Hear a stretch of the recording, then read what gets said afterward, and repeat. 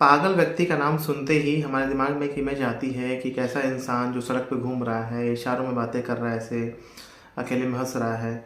तो क्या आज मैं बात करने वाला हूँ जो ओसीडी के पेशेंट्स होते हैं, क्या सारे ओसीडी पेशेंट्स पागल हो जाते हैं? पहला सवाल, क्या ओसीडी में इंसान पागल हो सकता है? तो क्या कंडीशंस होती हैं? इन सब चीज़ों के बारे में बात करने वाला हूँ। नमस्कार दोस्तों, मैं हूँ डॉक्टर रवि, आप सबका स्वागत करता हूँ मेरे चैनल पे। कई लोग मुझसे सवाल करते हैं, कमेंट करते हैं और पूछते हैं कि क्या ओसीडी में इंसान पागल हो सकता है क्या, और क्या सारे पेशेंट ओसीडी के पागल हो जाते हैं? पागल इंसान होता कौन है, और ऐसा क्या कंडीशन हो जाती है कि ओसीडी के पेशेंट पागल हो जाते हैं? पागल हो भी सकते हैं कि नहीं हो सकते हैं, इस वीडियो में आपको पता चलेगा। जेन्युइन इन्फॉर्मेशन मिलेगी, 100% करेक्ट इन्फॉर्मेशन मिलेगी, और कैसे इससे बच सकते हैं और क्या फैक्ट है इस बारे में बताने वाला हूँ। पहले दोस्तों मैं आप सबको बता दूं कि पागल वर्ड मैं आप सबको समझाने के लिए बता रहा हूं। मैं ऐसे मुझे बोलना अच्छा नहीं लगता है, लेकिन चूंकि ये बहुत ही कॉमन भाषा है। पागल या साइको इंसान जो होते हैं, तो क्या ऐसा हो सकता है कि ओसीडी में इंसान पागल हो जाता है? क्या सारे पेशेंट ओसीडी के पागल ही हो जाते हैं? तो पहले क्वेश्चन का जवाब देते हैं कि क्या ओसीडी में इंसान पागल हो सकता है, तो इसका जवाब हाँ है। और दूसरा सवाल कि क्या सारे ओसीडी पेशेंट्स पागल हो सकते हैं, इसका जवाब नहीं है। तो थोड़ा सा आप सबको कंफ्यूजिंग लग रहा होगा, लेकिन थोड़ा सा जब आप वीडियो को ध्यान से सुनेंगे तो आप समझ जाएंगे। देखिए, पागल इंसान कौन होता है, साइको इंसान कौन होता है, या सीवियर मेंटल पेशेंट कौन होता है जिसकी अपनी एक दुनिया बन जाती है, एक अलग से दुनिया बन जाती है। मैंने कई बार पिछले वीडियो में मैंने बताया था कि साइको इंसान कौन सा होता है, और पूरा मैंने डिटेल साइंटिफिक वीडियो बताया था, आप जाके देख सकते हैं। मैं इन शॉर्ट बता रहा हूँ कि हमारे ब्रेन में जो मीजोलिम्बिक पाथवे होता है, मीजोलिम्बिक पाथवे जो होता है वेंट्रल टैगमेंटल एरिया से होता है और न्यूक्लियस एकम्बेंस तक जाता है स्ट्रैटम में। यहाँ पे डोपामिन का लेवल बढ़ जाता है। आप डिटेल में जाकर देख सकते हैं मेरे इस वीडियो को। डोपामिन लेवल बढ़ने से क्या होता है कि सिम्टम्स कुछ आते हैं, डिल्यूजन, हेलुसिनेशंस और डिसऑर्गेनाइज्ड बिहेवियर और स्पीच। तो डिल्यूजन के बारे में मैं आप सबको आम भाषा में बता रहा हूँ, बहुत ज़्यादा डिफिनीशन पे नहीं जा रहा हूँ। डिल्यूजन का मतलब ये होता है कि ऐसा बिलीव, ऐसा यकीन जो कि समाज से मिलता जुलता ना हो, उसके इकोनॉमिक बैकग्राउंड से मिलता जुलता ना हो, और उस पर पूरा वो पक्का यकीन उसको हो, उसको सबूत दिया जा रहा हो तभी वो माने ना। ठीक है, शक से बड़ा होता है ये डिल्यूजन। हेलुसिनेशंस आप जानते होंगे, ऑडिटरी, विजुअल, टैक्टाइल और गस्टेटरी हेलुसिनेशंस होते हैं, मतलब जैसे कानों में आवाज़ आना, पेशेंट को दिखता है सामने, और बहुत सारी चीज़ें होती हैं, मैं डिटेल में कभी और बताऊँगा। ऑर्गेनाइज स्पीच का मतलब होता है कि मटरिंग, बड़बड़ाना, ठीक है, अकेले में बातें करना, मुस्कुराना। और बिहेवियर का मतलब होता है कि टहलना, वॉक करना, ऐसे इशारों में बातें करना, गेस्चर करना, और उसके बाद नहाना नहीं, ज़्यादा नहाना। ये सब सारी चीज़ें साइको पेशेंट्स में सिम्टम्स अलग अलग आ सकते हैं। तो ओसीडी जो कि न्यूरोटिक बीमारी है, हम सब तो जानते हैं कि ओसीडी न्यूरोटिक बीमारी है, एंग्जाइटी डिसऑर्डर की बीमारी है। और आप डॉक्टर साहब क्या बोल रहे हैं कि ओसीडी पेशेंट पागल हो जाता है, साइको हो सकता है? आप तो बिल्कुल गलत बता रहे हैं, आप तो हमारी उम्मीद ही तोड़ दे रहे हैं। क्या आपको ऐसा लग रहा है? तो क्या मैं ऐसा थोड़ी बोल रहा हूँ कि सारे ओसीडी पेशेंट, 100 ओसीडी पेशेंट सारे ही साइको हो सकते हैं? ऐसा बिल्कुल भी नहीं है, और मैं आप सबको यहाँ पे क्लियर कर दे रहा हूँ। और ऐसा बिल्कुल भी नहीं होता है। आप सब जो भी पेशेंट देख रहे हैं ओसीडी वाले, ऐसा नहीं होगा कि आप साइको हो जाएंगे। 100 में से 1-2 पेशेंट या 3-4 पेशेंट ऐसे हो सकते हैं, गारंटी किसी बात की नहीं होती है। कुछ प्रीडिस्पोजिंग फैक्टर्स होते हैं, कुछ फैक्टर्स होते हैं जिसको कि ध्यान में रखना होता है। आगे लाइफ में क्या होना है 5 साल बाद, 10 साल बाद, ये किसी को भी नहीं पता है। मेरी ज़िंदगी में क्या होने वाला है ये मुझे भी नहीं पता है, गारंटी नहीं कर सकते हैं। हाँ, कुछ पैरामीटर्स होते हैं, कुछ पैरामीटर्स को हम ध्यान देते हैं जिसकी वजह से ऐसा हो जाता है। वो पैरामीटर्स आप ध्यान दे लेंगे, नेगेटिव फैक्टर्स को आप ध्यान में रखेंगे, तो आपके साथ वो कभी नहीं होगा। हमें वीडियोज़ को बनाने का मकसद ही है कि आप सबको जागरूक किया जाए, ताकि आप अपनी ज़िंदगी को बहुत खुशहाल कर सकें। तो देखिए, होता क्या है, ओसीडी में एंग्जाइटी डिसऑर्डर की बीमारी है, जैसे आप जानते होंगे, contamination OCD, checking OCD, religious OCD. जिसका जैसा भी ओसीडी है, मैं आपको इन जनरल बता रहा हूँ, सबके लिए नियम फॉलो होता है। और ओसीडी पे मेरे इस चैनल पे सबसे ज़्यादा वीडियोज़ हैं, तो आप सब देखते भी होंगे। मैं आपको बताने वाला हूँ कि ओसीडी में इंसान साइको कैसे हो जाता है, कोई अगर होता भी है तो कैसे हो जाता है, क्या क्या चीज़ें ऐसी उसके साथ रहती हैं कि वो हो जाता है। सबसे पहला, कोई ऐसा पेशेंट जिसका एजुकेशन बहुत कम है, बैकग्राउंड मतलब पढ़ा लिखा बहुत कम है। पढ़ाई लिखाई की बड़ी ज़रूरत होती है, क्योंकि जब पढ़ लिख लेते हैं हम, समझदारी होती है। कोई अनपढ़ इंसान होता है तो उसको चीज़ें कई बार ज़्यादा समझ भी नहीं आती हैं, ठीक है। और ये बीमारियाँ, थेरेपीज़ जो भी साइकोलॉजिस्ट देते हैं, हम देते हैं, साइकेट्रिस्ट देते हैं, उसमें समझ की बहुत ज़रूरत होती है। पेशेंट के समझ की, पेशेंट के घर वालों की समझ की, आईक्यू का बहुत ज़रूरत होता है। मान ली बॉर्डर लाइन आईक्यू का है पेशेंट, जिसका आईक्यू थोड़ा कम है, मतलब मेंटली रिटार्डेड नहीं है वो, और वो 90 से कम है, उसका बॉर्डर लाइन आईक्यू है उसका, तो वो समझता पेशेंट कम है, कई बार समझ नहीं पाता है। जो समझ नहीं पाता तो वो थेरेपीज को अप्लाई नहीं कर पाता है। एक चीज़ कहते हैं शार्प जो बुद्धि के होते हैं, कोई जो मोटी बुद्धि का अगर पेशेंट है जिसको चीज़ें थोड़ा समझ में कम आती हैं, तो वो थेरेपीज़ को उतना अप्लाई नहीं कर पाएगा। जैसे फॉर एग्जांपल कोई इंसान 20 बार हाथ धुल रहा है, 20 बार हाथ धुल रहा है, उसको समझाया जाए कि भाई तुमको कम करना है, इसको धीरे धीरे कम करना है। जो ईआरपी सेशंस बताए जाते हैं कि ठीक है एक्सपोजर आ रहा है तो रिस्पॉन्स को प्रिवेंट करना है, तो उसको अप्लाई करने में उसको टाइम लगता है, उसको समझ में नहीं आता कैसे करना है, क्या करना है। पहला फैक्टर तो ये हो जाता है कि बुद्धि जिसकी थोड़ी कम है, जिसकी समझ कम है चीज़ों की, जो पढ़ा लिखा कम है, तो उसके चांसेस ज़्यादा होते हैं कि वो सीवियर ओसीडी में चला जाए। साइको बनेगा नहीं बनेगा वो बात की बात है। ऐसे पेशेंट का ओसीडी ठीक होना मुश्किल हो जाता है। साइकोटिक तो सबसे लास्ट स्टेज होता है।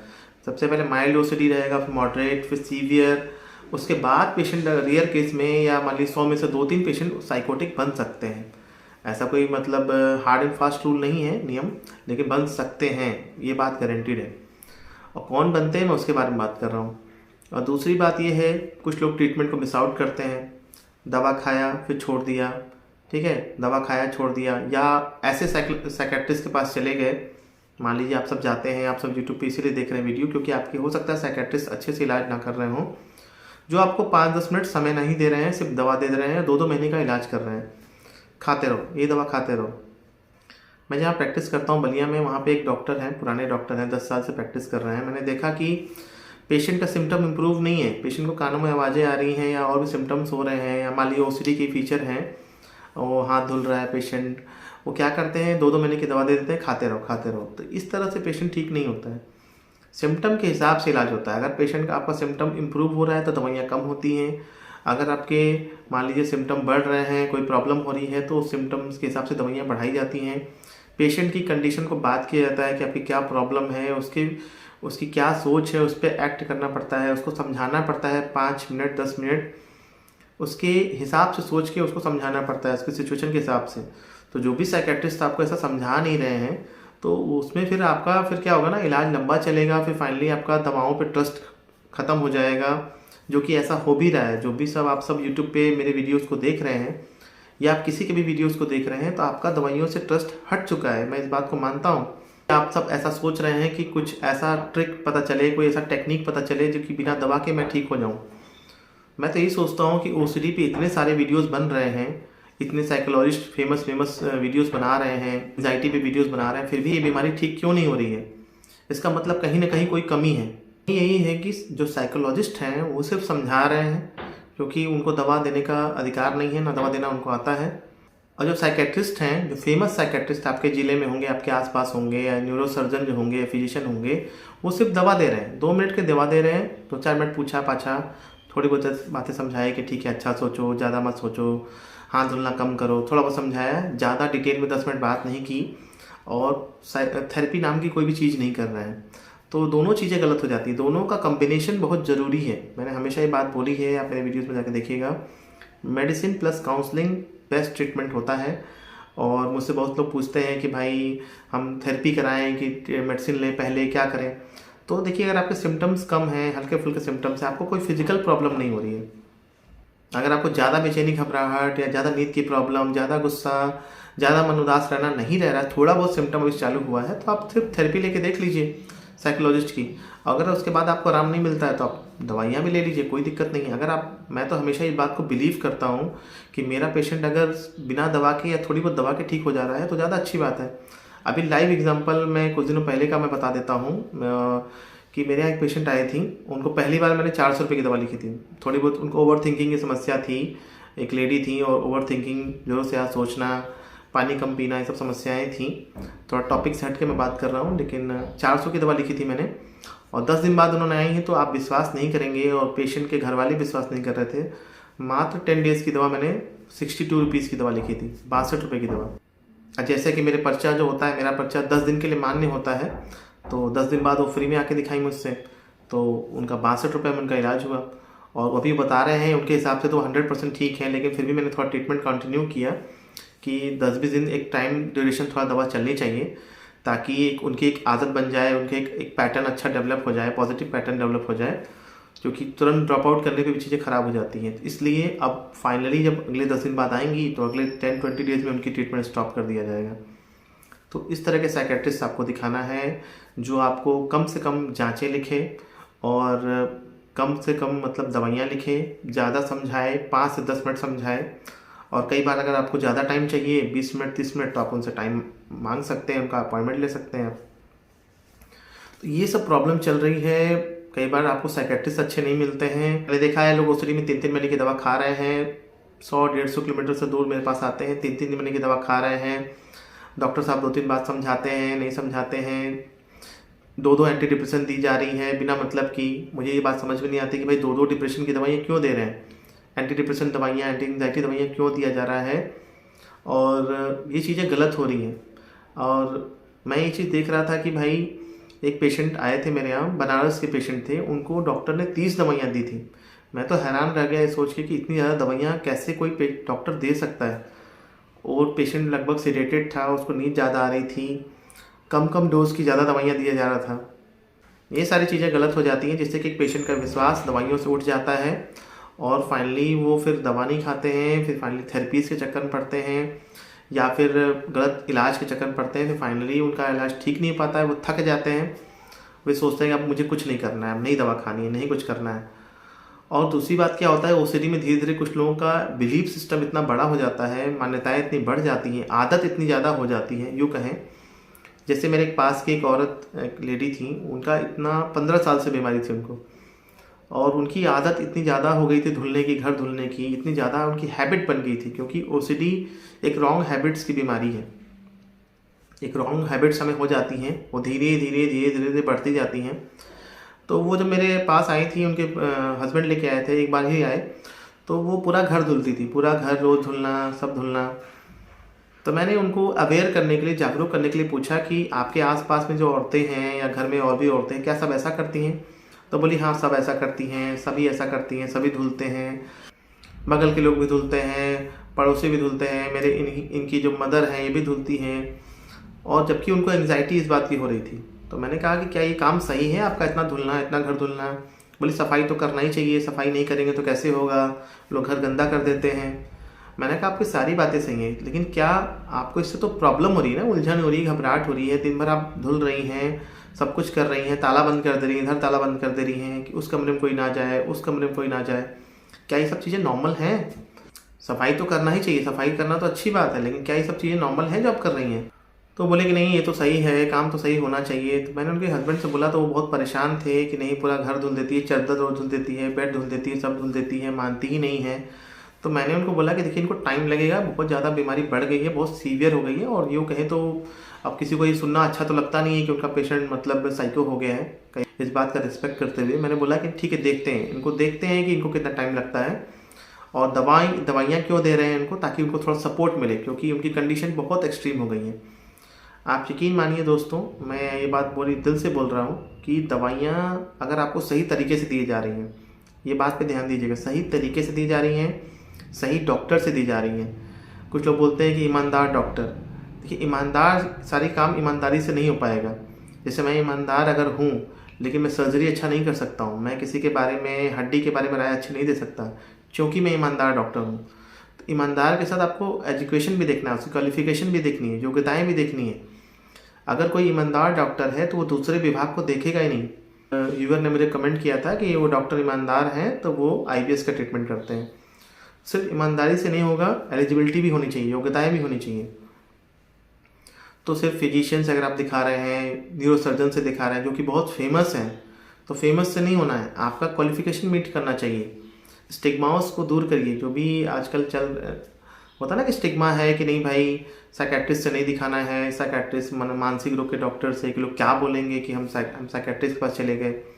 तो अच्छे डॉक्टर से दिखाना है, दूरी पे नहीं ध्यान देना है। बहुत लोग बोलते हैं कि पास के डॉक्टर से दिखा लीजिए, किसी अच्छे डॉक्टर से दिखाना है ज़िंदगी में, क्योंकि हमारा जो मन है, जो बुद्धि है, ब्रेन, ये सबसे इम्पॉर्टेंट है। अगर आपका ब्रेन ही सही से काम नहीं करेगा, किसी का ब्रेन सही से काम नहीं करेगा, तो कोई भी काम नहीं हो पाएगा। अपनी लाइफ को, अपनी हेल्थ को टॉप प्रायोरिटी पर रखना है ज़िंदगी में।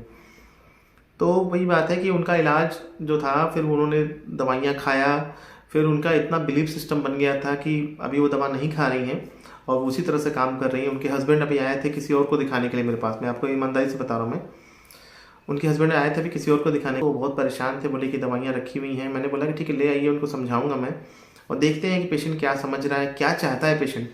जब हम किसी से बैठ के बात करते हैं, उसका फ्रेंड बन के बात करते हैं, उससे एज ए डॉक्टर बात तो करते ही हैं, लेकिन एज ए थेरेपिस्ट बात करते हैं कि एक अच्छा थेरेपिस्ट वही होता है जो पेशेंट की भावनाओं को समझता है कि क्या वो सोच रहा है। क्योंकि एक इंसान का बिलीफ सिस्टम बन गया है, उसकी आदतें बहुत ख़राब हो गई हैं। ख़राब आदत को ठीक होने में बहुत समय लगता है, ये बात आप सब समझिए। एक घर जो है अगर वो गिर गया तो उसको बनाने में बहुत टाइम लगेगा, तोड़ने में तो टाइम नहीं लगता है, एक ही दिन में टूट जाता है बुलडोजर से, आप देखते हैं आजकल।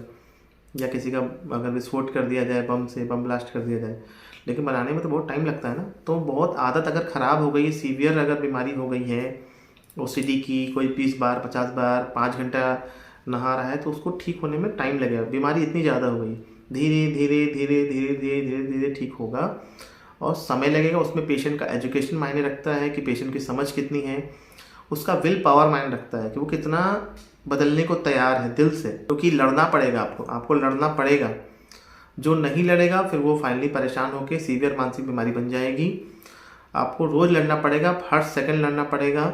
दवाइयाँ हम ज़्यादा नहीं दे सकते हैं, क्योंकि हम ज़्यादा दवा देंगे तो एक तो पैसा लगेगा आपका, और दूसरी बात ये है कि आपको साइड इफ़ेक्ट्स होने के चांस ज़्यादा है। नींद ज़्यादा आएगी, चक्कर ज़्यादा आएगा, आलसपन लगेगा, बहुत सारी चीज़ें होती हैं ना। फिर दवा जितनी ज़्यादा बढ़ जाएगी उसको घटाने में भी टाइम लगता है। तो बेहतर है कि बातों से मान लें आप, बातों से आप सब मानें। तो उसका तरीका है कि धीरे धीरे कम करना है, धीरे धीरे कम करना है। धीरे धीरे कम करेंगे, उसको फिर मेंटेन करेंगे 10 दिन तक, तो ज़्यादा जल्दी ठीक होगा। तो जो पेशेंट ऐसा नहीं करते हैं या जो पेशेंट ऐसा नहीं कर पाते हैं, उनकी बीमारी बहुत सीवियर हो जाती है, गंभीर मानसिक रोगी हो जाते हैं। तो उसी में शक हो जाता है कि भाई मेरा हाथ साफ नहीं है, हाथ साफ नहीं है। मन कह रहा है, अच्छा मन कह रहा है कि नहीं नहीं साफ है, लेकिन जो बुरा मन है वो कह रहा है नहीं नहीं साफ नहीं है, एक बार और साफ कर लो, एक बार और चेक कर लो, ताला चेक कर लो, फाइल चेक कर लो, भगवान को प्रणाम कर दो, या कोई भी चीज़ कर लो। ठीक है, जो भी आपका ऑब्सेशन है, जो भी मन में आपके विचार आ रहे हैं। मैंने हमेशा ये बात बोली है कि बुरे मन पे नहीं जाना है, बुरे मन की बातों पे नहीं जाना है। कैसे पता चलेगा कि बुरे मन की बातों पे जा रहे हैं? जब भी आपको घबराहट बेचैनी होने लगे। ठीक है, कोई बात, हम जब कोई सही काम करते हैं तो उसमें हमको घबराहट बेचैनी नहीं होती है, मैंने बार बार ये बात बोली है। तो आपको बुरे मन की बातों पे नहीं जाना है, चाहे कितना भी आपको घबराहट बेचैनी हो जाए। आपको सबूत पे जाना है। सबूत क्या है कि मेरा हाथ साफ दिख रहा है, तो साफ दिख रहा है, और इससे आपको प्रॉब्लम हो रही है, इस हरकत से आपको प्रॉब्लम हो रही है। 10 बार 20 बार हाथ धुलने से, 5 घंटा नहाने से प्रॉब्लम हो रही है। लिखिए कॉपी पे कि क्या मुझे इस तरह की ज़िंदगी जीने से प्रॉब्लम हो रही है कि नहीं हो रही है। अपने बगल की लड़की को, लड़के को, औरत को, जो भी जिस भी आपके एज ग्रुप के हैं, उनको देखिए कि वो कैसे ज़िंदगी जीते हैं, वह कैसे करते हैं ज़िंदगी में। समझ रहे हैं? इस तरह की चीज़ों को देखना है कि भाई वो कैसे ज़िंदगी बिता रहे हैं, क्या वो खुश हैं कि नहीं हैं, क्या वो क्या ऐसा काम कर रहे हैं कि वो खुश हैं, और मैं ऐसा क्या काम कर रहा हूँ, कर रही हूँ कि मैं खुश नहीं हूँ। क्योंकि कई बार हमको ये बात पता नहीं चल पाती, हमको अवेयर होना है। क्योंकि हमारा मन तो बोलता है कि हम तो सफाई कर रहे हैं, सफाई करना तो ज़रूरी है, हम सफाई ना करें क्या? हमारा मन नहीं मानता है। इस मन को ना मानने के चक्कर में आपकी ज़िंदगी ख़राब हो रही है। फिर धीरे धीरे होगा क्या, धीरे धीरे धीरे होते होते आप थक जाएंगे, फिर आप दवाइयाँ नहीं खाएंगे और फिर थेरेपी नहीं कराएंगे। और फिर क्या है कि मैं आपको सही बात बता दूं कि आज के ज़माने में इतने अच्छे साइकेट्रिस्ट नहीं हैं जो आपको 10 मिनट टाइम दें, कम से कम दवा लिखें, कम से कम जांच कराएं। ये बात मैं आपको क्लियर बता देना चाहता हूँ। सबका इलाज महंगा है, मेरा भी इलाज महंगा ही है, मेरी फ़ीस ज़्यादा है। जो भी मेरी 20 मिनट 40 मिनट की फ़ीस है वो भी भले कितनी भी कम हो, आने वाले टाइम में मेरी ज़्यादा ही होगी, क्योंकि मुझे क्वालिटी पे ध्यान देना है। भले मेरी दवा कम रहे, भले मेरी दवा 100-200 की रहे, क्योंकि टाइम तो लिमिटेड है। एक समय के बाद जब मैं बहुत फेमस हो जाऊंगा तो भाई मैं 70 पेशेंट ही देखूंगा। ये बात क्लियर है मेरा ज़िंदगी में। ऐसा नहीं होगा कि मैं 150 पेशेंट देखने वाला हूँ, हद से हद 75 पेशेंट देखूंगा। तो जब मैं बहुत फेमस हो जाऊंगा, बहुत ज़्यादा मैं फेमस हो जाऊंगा, तो होगा क्या कि मैं अपने क्वालिटी को मेंटेन करने के लिए मैं भाई अपनी फ़ीस बढ़ाऊंगा। क्योंकि ज़िंदगी में पैसा तो मुझे भी कमाना है, मैं तो क्लियर बोल रहा हूँ कि भाई ईमानदारी से पैसा तो कमाना ही है। तो होगा क्या कि फिर फ़ीस अफोर्डेबल नहीं रह जाती है। फिर भी मैं आप सबको बता दूं कि आज के डेट में भी, और मैंने हमेशा का अपनी ज़िंदगी में प्रण कर लिया है, अपने आप से वादा कर लिया है कि 10 मिनट का टाइम मैं 50-100 पेशेंट को हर महीने देता हूं, और ये देता रहूँगा ज़िंदगी भर। मेरे पास हर तरह की सुविधा है, और इस तरह की सुविधा अगर आपके आसपास, आपके ज़िले में या 100 किलोमीटर दूर में कोई साइकेट्रिस्ट के पास हो तो आप वहाँ जाइए। मुझे ये बात पता है कि ऐसा बहुत ही कम है जो मैं कर रहा हूँ, ये बहुत ही कम है। इसलिए वीडियोस को देखिए, बातों को मानिए, और बाकी अलग सा कुछ नहीं होता है। बहुत सारे वीडियोस यूट्यूब पे बन रहे हैं, अच्छे साइकोलॉजिस्ट के वीडियोस बन रहे हैं, बहुत लोग बना रहे हैं, मुझसे काफ़ी अच्छा वीडियो लोग बनाते हैं, मैं ये भी बात मानता हूँ। लेकिन मेरे अंदर एक चीज़ है, ईमानदारी। मैं काम अपना ईमानदारी से करता हूँ, ये चीज़ है।